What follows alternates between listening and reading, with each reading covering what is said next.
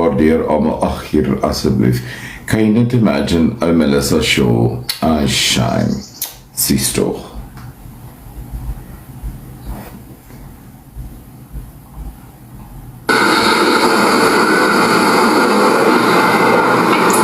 Net so Melissa, saam is ons sterker. Probably because he's not the center of attention. Een ding wat ek jou gaan vra, Johnny. Moenie my vir 'n poes vat nie, ek het jou klaar gewaarsku. As ons nou weer besig met dreigemente, het enigiemand hom gedreig? As ons nou weer besig met dreigemente.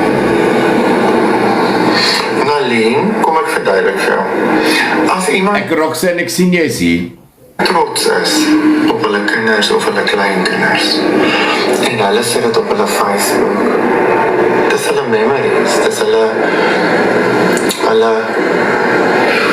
mense doen my albums nie, ek gaan deur jou Facebook foto's, ek gaan deur jou video's, jou onthou goed, dis hoekom mense dit daarop sit.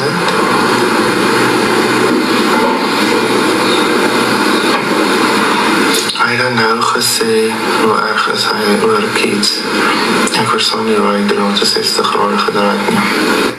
Ek het nou gedraai oor die feit dat ek vir mense die hele tyd gesê het, hou julle kinders van TikTok af, nou is ek verkeerd. Wow, super duper.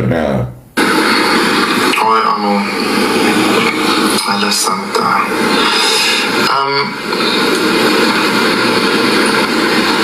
Ek het nou nie alles gekyk nie, dit maak nie regtig maar so, maar alles is dan so 'n grap en so snaaks en so fucking moet ek grappies maak oor goed? Want ek kan, sal ek vanaand 'n uur lank 'n comedy live oor jou en jou ma hou en dan kyk ons of het fucking snaaks is. Jy het dit al gedoen 2 weke in 'n ry, Christian. Is that what you want? Because we can go there.